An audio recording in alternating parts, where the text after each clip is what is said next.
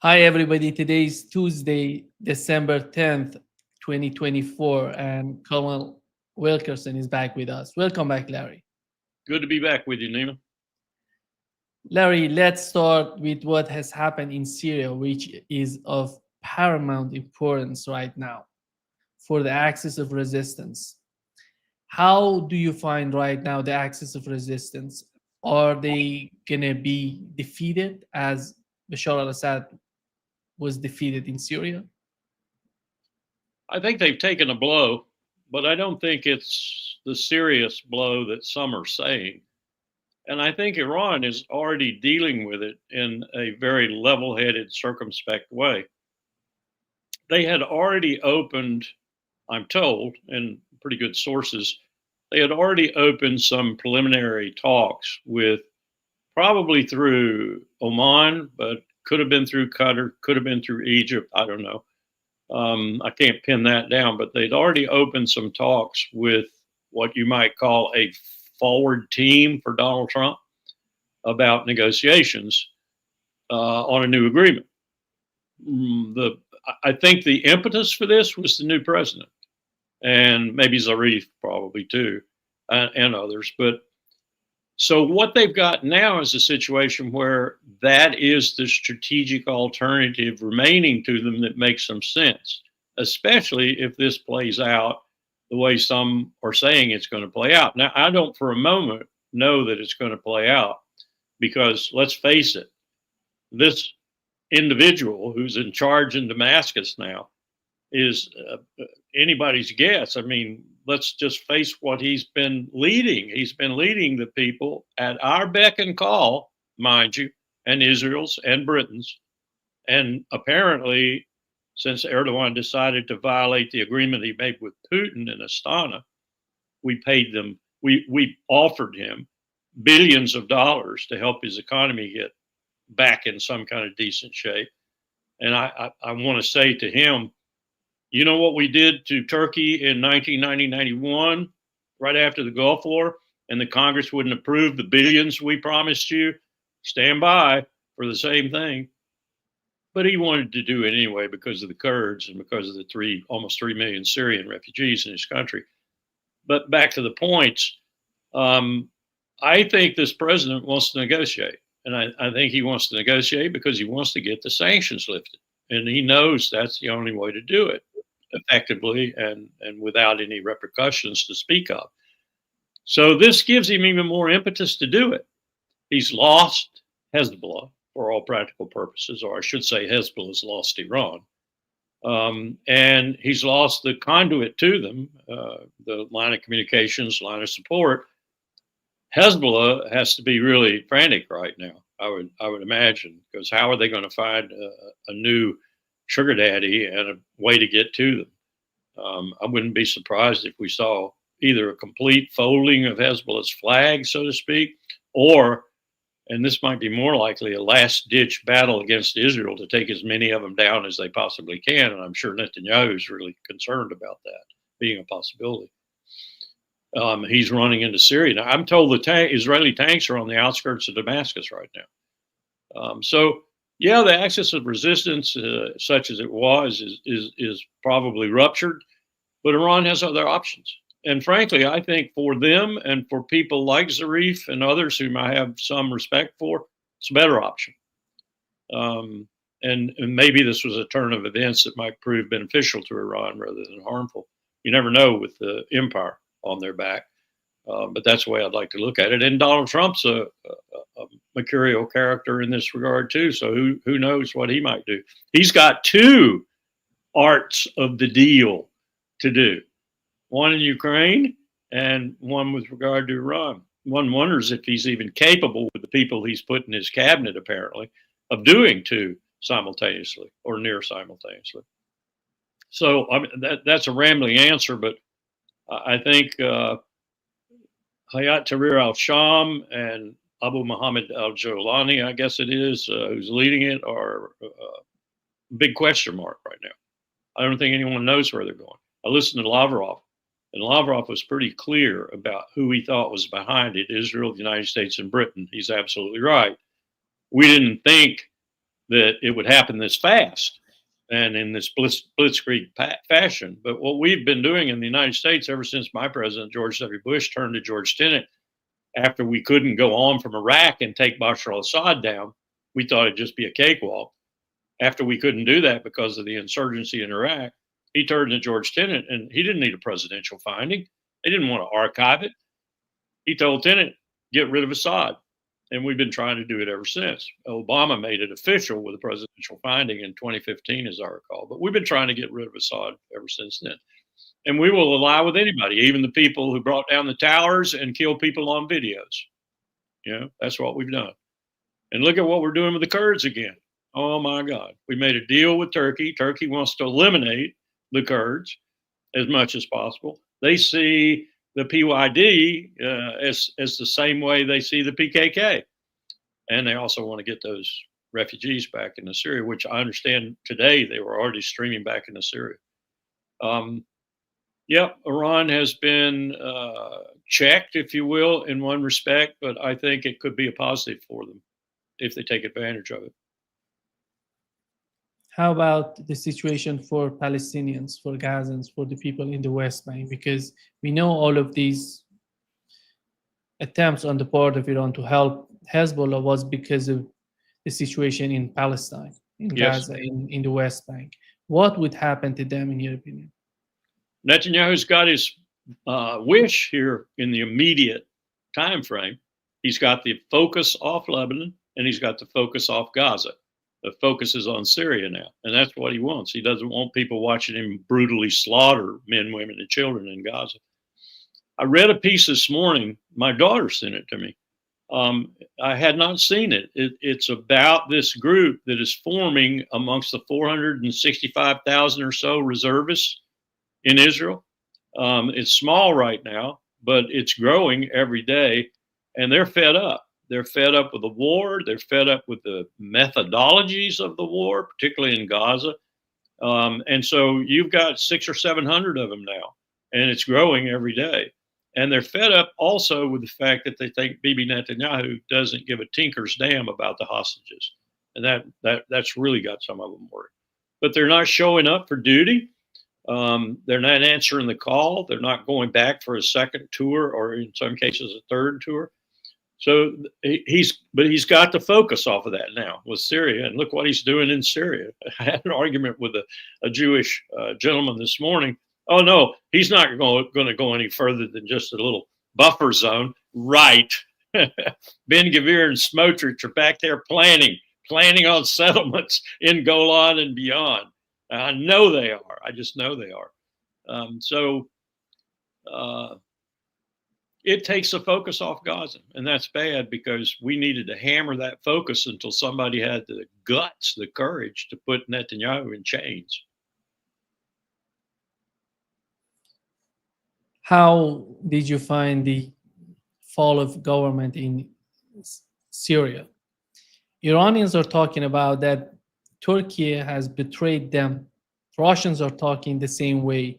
Yeah. And what was, Larry, your take on what Türkiye has been doing and has done in Syria? Well, it was that huge bribe. I'm told it was $4 or $5 billion first installment. And, you know, inflation's terrible in Turkey right now. And if he wants his foreign minister to take over, he's got to do something to improve the economy. I think Turkey had a choice to make. Again, you know, which way do I go? Do I go to Moscow? They didn't offer me much money. What I really want to do is get these Syrians out of my country, and I want to take care of the Kurds once and for all, and maybe get myself a little buffer space in Syria, like Netanyahu says he's getting, but I think Erdogan really means that. Buffer space alone. I don't think he wants any more of Syria. And so he went with the U.S., Britain, Israeli. I'm also told the Israelis promised him money, and I wondered, you know, where are the Israelis going to get? Oh, they're going to get it from Sugar Daddy. That's where. So we'll be giving money, if we give any, to Erdogan, and we'll be giving Israel share too. Maybe Israel meant something else other than money, but I understand the deal was quite luxurious for Erdogan. So we bought him. You know, I'm sure he wouldn't like that epithet, but I think we bought him like a whore. We bought him. I think Lavrov might have said something like that in Doha if he'd really been pressed. When he's in English, he speaks English very well, but he has to search like I do in French for, for words sometimes, and it's not quite as fluid as it is in Russian, I suspect. But he summed it up, I think, pretty much, and he also summed up the other situation when he was asked about Ukraine. He kind of started off by saying, remember Admiral Buchanan and his remarks. Rear Admiral Buchanan, speaking for the U.S. Strategic Command, he said, a very serious mistake. That was what he said in English. And then he went on to say, to speak about a limited nuclear war is an invitation to disaster. And of course, he's absolutely right there. But we're looking at this chain of war, proxy war for the most part, running all the way from from Belarusia all the way down through Ukraine and down into the Levant and down to Chabahar and Bandar Abbas. That's where the conflict is impacting people in a major way all along there for different reasons, but nonetheless, the empire is central to it. The empire is central to it. And its clean break strategy is central to it because the clean break strategy says chaos. Let's foment chaos all along that line. Let's have chaos. That's what Nord Stream 2 was all about.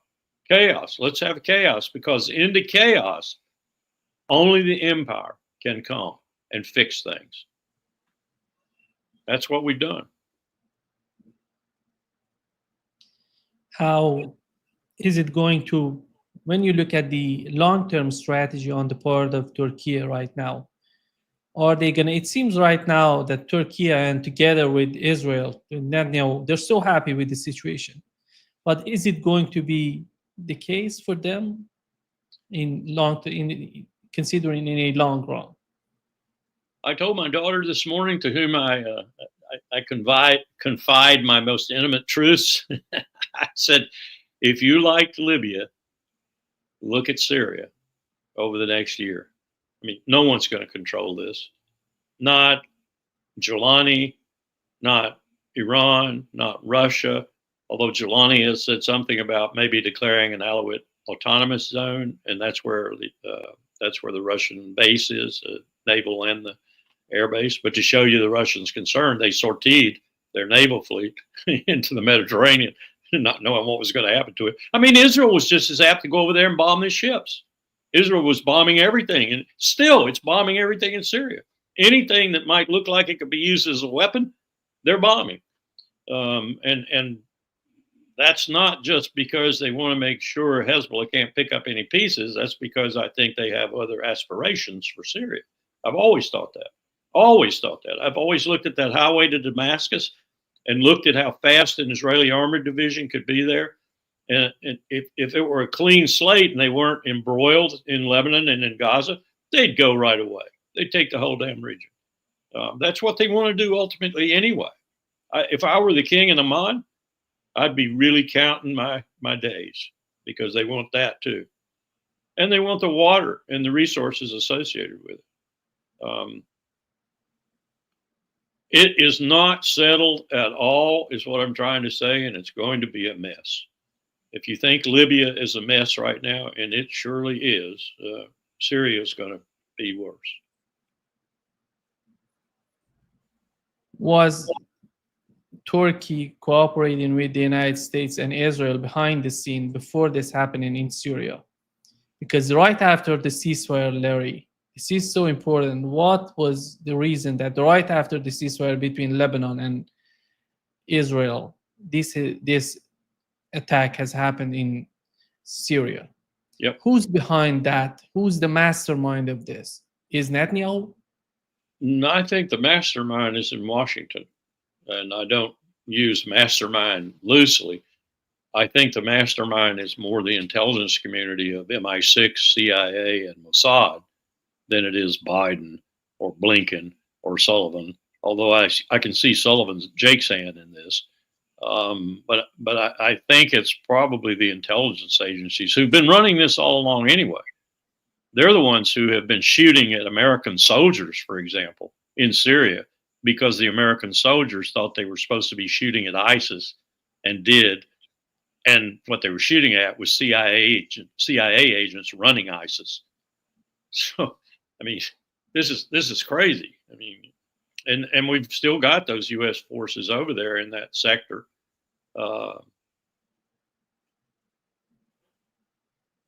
It's just so confused that I don't think, unless Bill Burns is personally briefing the president, I don't think probably the national command authorities, we used to call them, the Secretary of Defense, the President, Secretary of State, I don't think they probably have a clear picture on it either. I think the intelligence community thinks they might have a clear picture, but I doubt if they do. And if Bill's doing anything at all, he's probably telling Biden, if he's telling Biden anything, probably talking to Blinken, that HTS and AMJ, I'm calling Solani AMJ, are just as apt to do something that's in our disinterest tomorrow morning as they are to do something that's in our interest. So I don't know how they deal with it other than day by day, hour by hour. It's not a positive for us in the sense that positive that Assad is gone. Okay, I'll give you that. And I've been shocked, Nima. I've got people on the ground in Aleppo, Erbil, a couple of other places. And they've sent me hundreds of videos of people coming out of jails 50 feet underground where they haven't seen the sunlight in 15 years. They're coming out and they're stunned. They can't believe that they're out in the sunlight again. They can't believe that they're getting a meal. They can't believe that they're not being horsewhipped or raped or plundered in some way. It was horrible. And I have a hard time thinking about that optometrist, Bashar al-Assad, knowing that this kind of thing was going on. Yeah, I suppose he did, but you know, you want to say, well, like Saddam Hussein didn't know what Uday and Qusay were doing all the time, didn't know what all the others were doing. Well, most of the records show that Saddam Hussein did know a lot about what was going on and condoned it. But this is as bad as anything that other leaders of that type have done in the world before. If what I'm seeing, if those videos I'm seeing are accurate videos, it's horrible. The prisoners that were kept in the dark, in the dank, and underground, and for years. In that sense, it is positive for the Syrian population, but I fear what's going to follow. I'm sure there was some of that in Gaddafi's Libya, and I know there was a lot of that in Saddam Hussein's Iraq, and there was quite a bit of it in Afghanistan when we first got there. But look at what they are now. At best, Iraq is a basket case looking for a place to collapse. Only thing about Iraq that's a success right now, and this is Gary Vogler and his boys and what they did in Iraq for us when they were there, is the oil industry. It is finally coming back to where it's, not pumping what its capacity is, but it's to the point where they're actually generating some revenue. And here's another one, Nima. That's China's oil. That's a big part of China's oil. And so Iran knows that. And if I were Iran, I would be playing that knowledge and that surety in terms of ensuring China that the straits will be open for them, much the way the Red Sea could be open for China, or seems to be open for China, and only closed for those who are supporting Gaza and supporting Israel. And I would play that in high strategy too. I would make sure. I think it's 20% of China's oil that comes. It's no middling amount that comes from the Strait, and most of that's Iraq oil, Saudi oil, and Iraq oil. But I understand Iraq is selling almost all of its to China. Isn't that something? We went to war in Iraq so China could get oil. Mm-hmm. That's how things go in the world. Yeah. Best laid plans of mice and men often go astray. why has Bashar al-Assad decided not to fight for his government, for his country, and he just left the power without fighting, with an army to be 200,000 soldiers. They They weren't handed paid. over. They weren't paid. They weren't fed. They had to scrabble to keep their families alive. It was terrible. Morale was rock bottom when it came time to take the bombs. And let's face it, they were being bombed by Israel. They were being bombed by the United States from the air. They had no significant air force to put up against those kind of assets. So they were being artillery. They were being bombed from the air by at least two different nations. I don't know that Turkey put any air power in there. I hadn't heard that they did, but I know we did, and I know the Israelis did. And it was a classic collapse, really, when you think about all the things that went into it. Lowered morale, not a feeling not of fighting for your country, but a feeling of I need to get out of here or I'm going to get killed. And many of them, of course, did get killed. Demoralized completely. But it's so amazing that you see you don't see any sort of resistance coming from this army. Do you think they were that much weak? They were that much damaged by the That's government? Because at the end of the day, there has to be some sort of resistance. But that's what happens when you go years on with the kind of conditions that they were exposed to, the kind of conditions that I was told that they might have, let's say you were a lieutenant equivalent in the Syrian regular forces and you were making the equivalent of $200 US 3 years ago, you're now making about 30 and you're expected to survive on that. And that's all you're making and all you're going to make. You have no prospects, not really. And if you have a family, you darn sure have no prospects. You're out in the street scrubbling around for food, and you're supposed to defend the country with your life.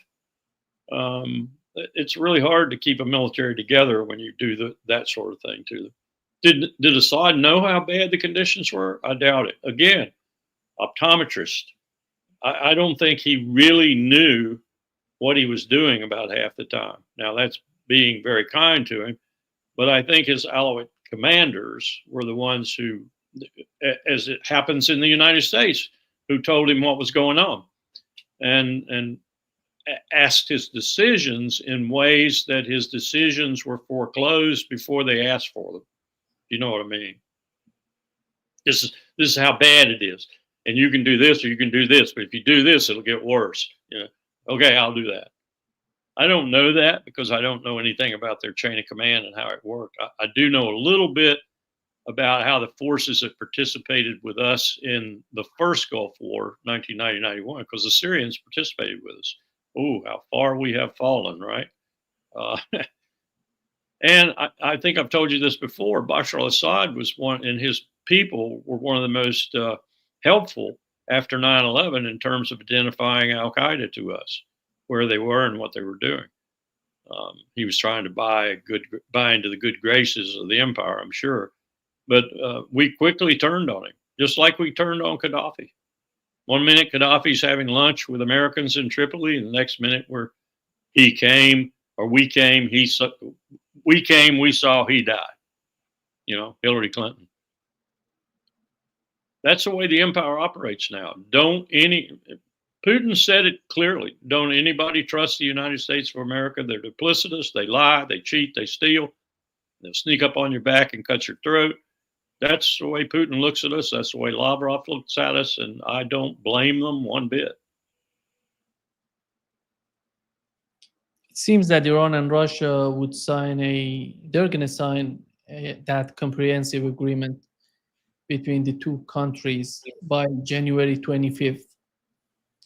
How the situation in Syria going to influence the relationship between Iran and Russia, in your opinion?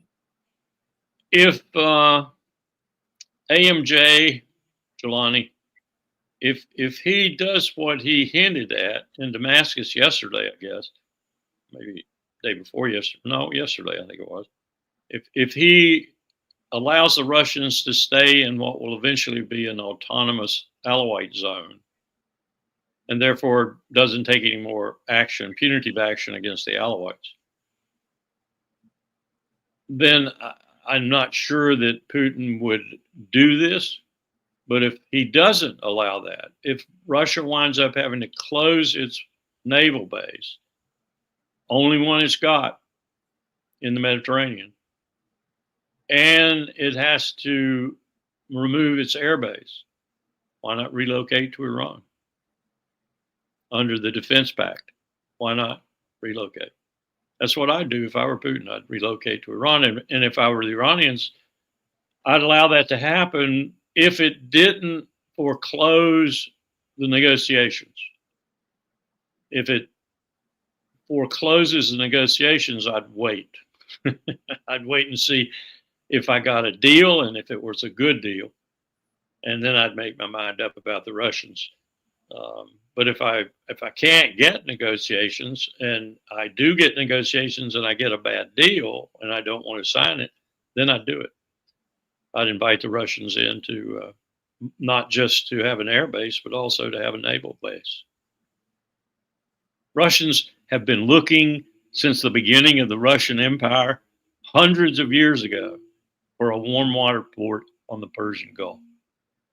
They never really achieved one. They could achieve one with this. Look what the empire in the world today, the American empire, will have caused if that happens.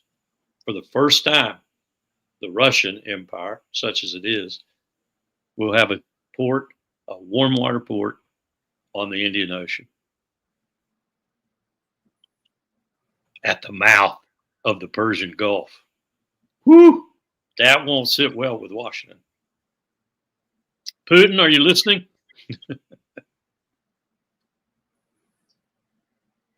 Iranians are talking about that they can provide Hezbollah with weapons. They have their alternatives to do that. Can you understand what are their alternatives? The only alternatives I can see are air, and that would be very fraught with problems because the Israelis wouldn't hesitate to shoot the transport planes down, even if they were wearing civilian garb. I mean, Mossad is good enough to pick out 3 out of 6, and they wouldn't care if they shot down 3 civilian airliners. Or ship. And ship would be a little bit safer, but still be dicey, because the Israelis really have a fairly efficient naval service in terms of ship inspections and running people down in the Mediterranean or wherever it happens to be. So I don't know, unless you could talk someone else in Central Asia into becoming a conduit for you. And, let's just take Uzbekistan or someone like that. And I don't think Uzbekistan would do it, but if you could entice them with money or whatever, then you'd have a torturous route. So geography becomes your enemy in this case. I'm not saying it wouldn't be possible. Look, they're supplying the Houthis in Yemen. And they're doing that apparently around a fairly aggressive U.S. naval, I won't call it a blockade, but it is a quarantine-like thing where they stop periodically ships and search them and such. So, but they're getting supplies into the Houthis. So it's not impossible if you're ingenious enough and you have the equipment and the transport mechanisms and the people who can in effect do it. But it'd be hard. It would be hard. And the Israelis would just be after it all the time. If Iran can get these weapons to Hezbollah, to Lebanon, and Turkey is just caring about their interests, they're not caring about what's going on in Gaza. So far, we haven't seen any positive movement on their part. Who's gonna? Saudi Arabia, UAE, they don't care about what's going on in Gaza. Egypt is too weak to do anything. The government is in Jordan is corrupt. They're not going to do anything for Gazans, for And Palestinians. Jordan's just hanging on the udder of the U.S. cow, you know. And that's why I think the future of Palestinians right now, with Donald Trump in Washington, who's willing to give the West Bank, Gaza, all together to Israel. Hell, he'll hand half of Syria to them. He'll say, "Go ahead. Why don't you develop a Trump hotel right over there, just outside Damascus?" That'll be Trump with respect to Netanyahu and whoever replaces Netanyahu. Netanyahu's in real deep internal trouble right now. I'm going to be very surprised if he survives for another month. Now, I know he's a magician, but he has got some people in Israel who are as bloodthirsty as he, really angry at him. And it's going to be, I was watching his body language, yesterday, I guess, just a few minutes of video, but he's just one walking pissed off guy now. And he's got so many people who are after him, and not just the attorney general, but I mean, now he's got Gallant coming out and revealing things about him and about their relationship and such. And I think the killer for him right now is that no one, and this is a big thing behind that movement I was telling you about amongst the reservists, no one thinks he's interested one whit in the hostages. Now, how could he change that? Get a deal. What was it I saw this morning? 225 were taken hostage. 97 of them are still unaccounted for, allegedly held by Hamas or Hamas people. Half of them are estimated by Mossad to still be alive. So that's maybe 50 that are still alive.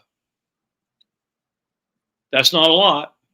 It's certainly not the 225 who went originally, but if he could get some of those back, the euphoria associated with that might attenuate some of these problems he's got. But he's got to do that, and he's got to do it fairly swiftly.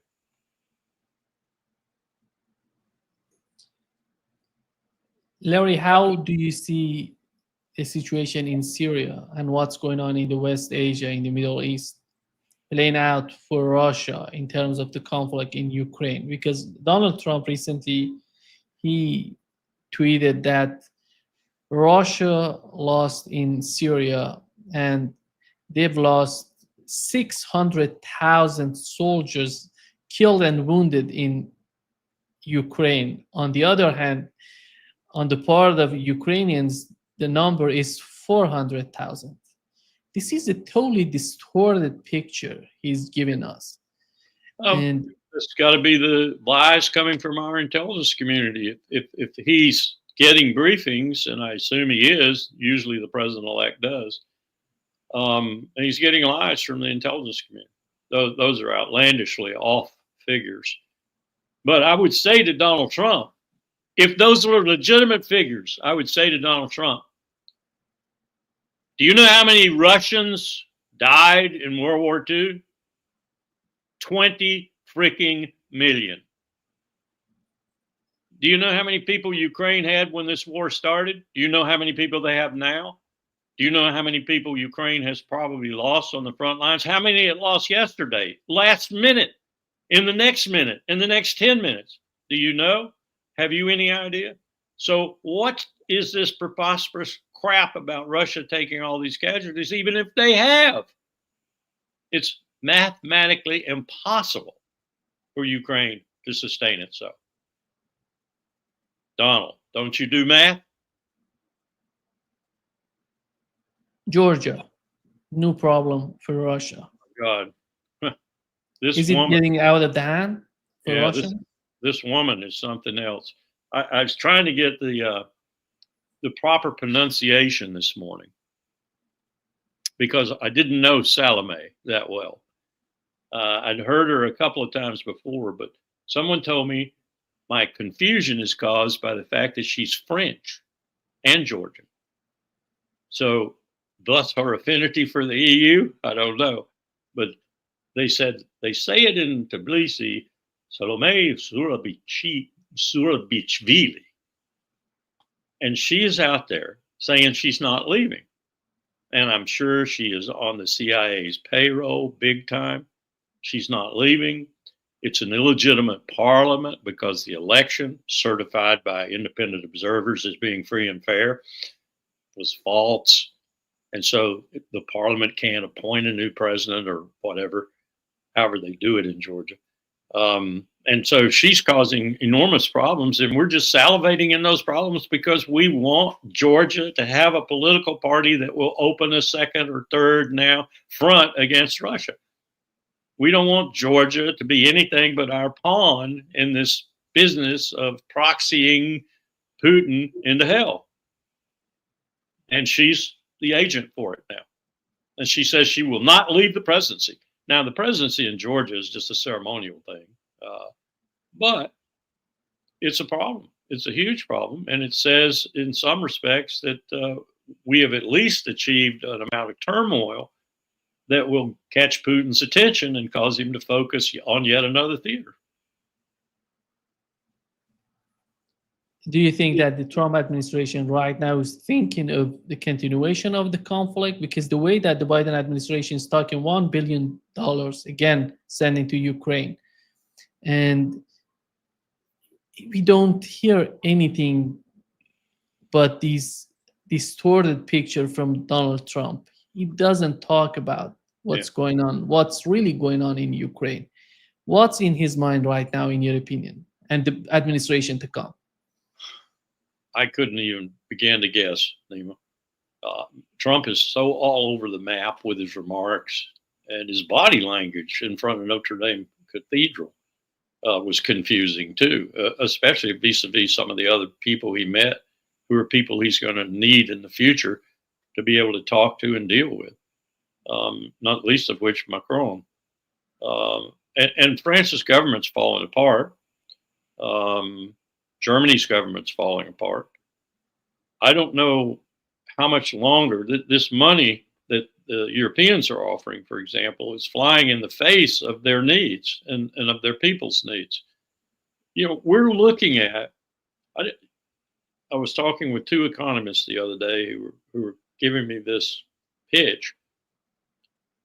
And I think I picked up that one of the things they were angling at was that we're looking at the Europeans because of a number of things. One, some of them's plussing up their contributions to NATO per Trump's wishes and doing it even more so now because they want to kind of, preempt Trump. And the things, the money, the amount of money and arms they've provided to Ukraine, the amount of money and arms they promised further to provide to Ukraine is going to kill the luxurious social systems that Europe has developed over the past 40 years or so that have made Europe the envy of the world, whether it's healthcare or their revenue systems or whatever. They are, what is it they say about Denmark? It's the happiest people in the world. The people there are happier than anybody. That's going away if they keep on this angle, if they keep on this direction. So they got to be, their publics have got to be thinking, as I've said before, about new leadership. That's going to complicate things majorly. I don't think it's going to come about in time for Trump to use whatever change there is and is very adverse to the Ukraine war and continued participation in it, monetarily or otherwise. But it's going to be a momentum that's building in that regard. If he's smart, and every day I ask myself, is he really smart? Is he just a grifter, or is he really smart? Then he'll take advantage of that and he'll shut this down. Not only will he shut it down, he'll shut down NATO, like he's intimated he was going to do, but it doesn't have the courage to do. Shut down NATO, make the Europeans work on their own security and their own security identity and apparatus, help them, maybe back them up with the U.S. nuclear shield added to Britain's and France's, and get out of this mess in Ukraine and start working with the Russians to bring them back into Europe and to make Europe whole and free again, and to cut off any tendency that the Germans or the French or others might have to go their own separate ways. That'd be a monumental task, but it'd be a great task to get started and to begin to put the foundations down for. Because NATO's not going to endure. It just Lavrov was talking, and so was Wang Yi, about the disastrous policy of not only doing Ukraine, maybe doing Georgia, maybe doing other nations that border on Russia, although I can't think of any others they'd have any leeway with at all. And doing all of this in order to gear NATO up to take on China. Wang Yi's no fool. Xi Jinping's no fool. But they know that this language about the real enemy is China, and we need NATO to take on China, is putting them in a trick bag at best. Why do they want to fight China? Why do they want to fight China when China is the greatest positive economic power in the world right now? And inevitably, the power is swinging. It's swinging. It's swinging from the west back to the east, where it was for so long, 3,000 years. And we're fighting that. We're fighting that tooth and nail. And now we want the Europeans to help us fight it. This isn't going to work. This is not going to work. I think it's going to wind up being an absolute disaster for the empire. And Europe's going to get, if it goes along with this any longer or much longer, it's going to get caught in the middle. It's like the Koreans. Why should we want to host a military force on our peninsula that is more focused on fighting our major trade partner than it is on fighting the people who might come across that border and really do harm to us? You know, if you're a South Korean and you're under 40, you think about these sorts of things, you know. Why would we want to keep this army on our peninsula other than our own security? And oh, by the way, our leaders now tell us, the ROC military will tell you any time you want to talk to them, that they can handle North Korea by themselves. The only thing they're worried about is the nuclear weapons, of course. And you know, if we provided our shield, they're worried though. The generals amongst them are worried that if we don't have troops on the ground in Korea, we won't provide them that shield. We'll say we will, but when it comes down to it, we won't. And I don't have an argument for that with them, other than the diplomatic argument. But of course we will. We'll give you our word. You know, our word doesn't mean much anymore. So I understand the angst of the South Koreans. Gary, the situation in the European countries, considering what's going on in Ukraine and right now in Syria, I think the situation would worsen considering the immigrants going to Europe. Do you think that are they gonna make some sort of move on their part? Because the new government, the new people, these people, jihadists, takfiris, whatever they call it, Giuliani and Zelensky, the new Zelensky for Syria, it seems they came out of the same factory. Yeah.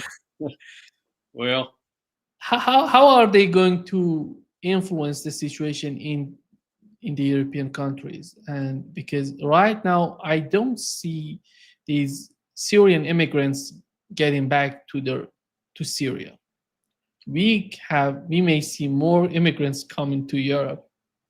we may, but it depends on what happens in Syria. If Syria gets its act together, I know that's a big if, it could be a magnet for people coming back. Of the people in the world in diaspora of some sort of another, the Syrians seem to me, the ones I've met and talked with, they seem to be more eager and anxious to get home under whatever circumstances, as long as it isn't their throat being cut, than any other diaspora people. More so than the Iraqis.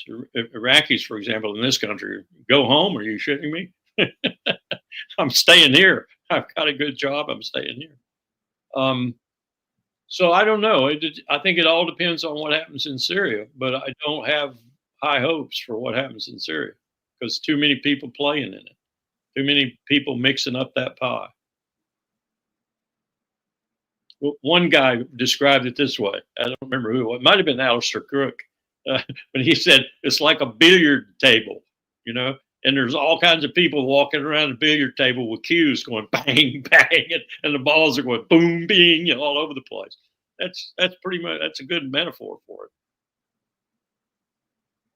I do believe that the future of Syria would be even darker than what we're witnessing in Libya, because there are many interests, Israeli interests, Turkish interests.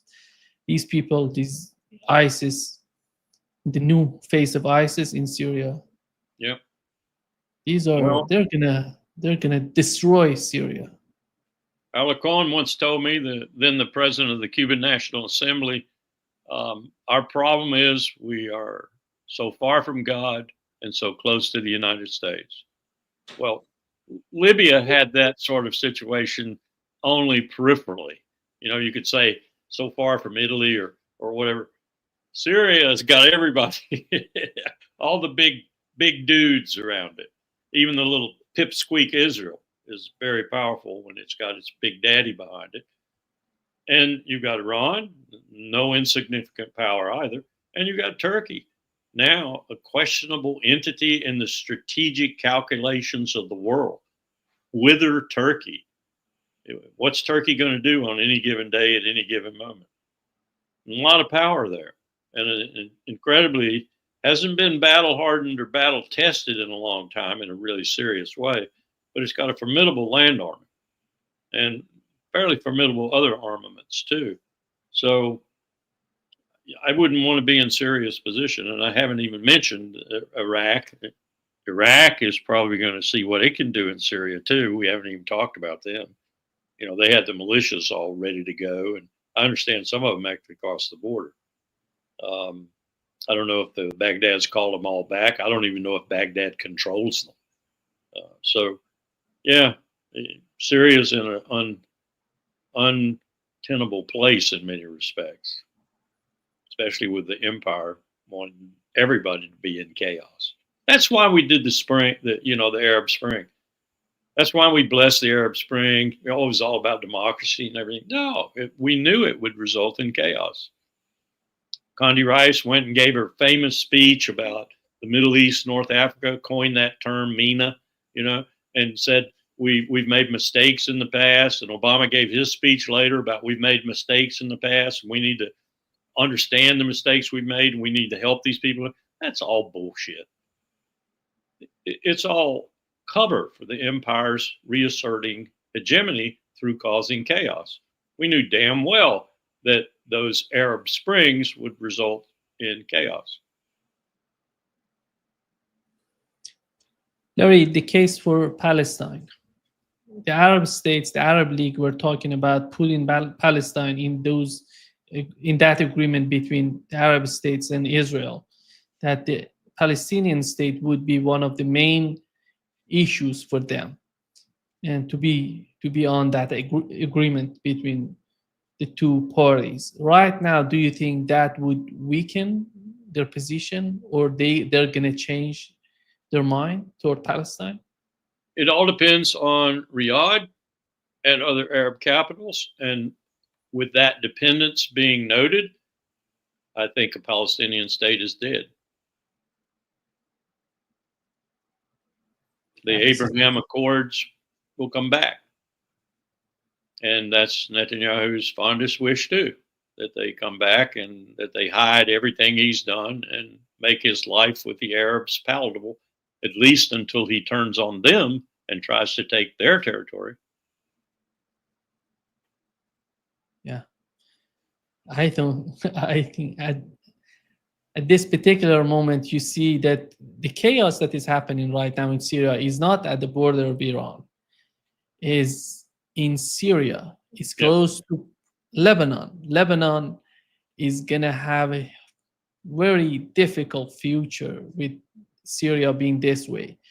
And I would say Lebanon may have no state future. You know, I said Israel didn't have a state future, and it doesn't, not as a liberal democracy. going to be an apartheid power maintained state with Zionists in charge. Lebanon, I think, may be one of their next conquests. Water, fuel, everything, the whole place. What is Turkey going to think about that when Israel expands its borders all the way through Lebanon? I don't think they'll do it precipitately, but they will do it eventually. And the empire will be right there with them. That's the thing that truly bothers me about some of the leadership of this empire. They would have no objection whatsoever if Israel conquered the entire Levant and ruled it. Right now, what Turkey is doing in terms of the attacks that Israelis are implementing in Syria. Right now, they have been more than 350 attacks on Syria in the last 48 hours. They destroyed everything. Yep. They destroyed everything. But we've heard nothing from Turkey nor from these people, these jihadists in Syria. No. Which makes me think that the rabbi this morning was even wronger than I thought he was, that Israel is complicit with every player, not just, the United States, but complicit with everyone. Doing even Jelani. Yeah. Thank you so much, Larry, for being with us today. Sure. Great pleasure as always. Not a pleasure, the subjects we talk about, a pleasure to talk to you, though. Exactly. Exactly. The world is a mess. It's a mess. Unfortunately. Take care of yourself. Take care of that.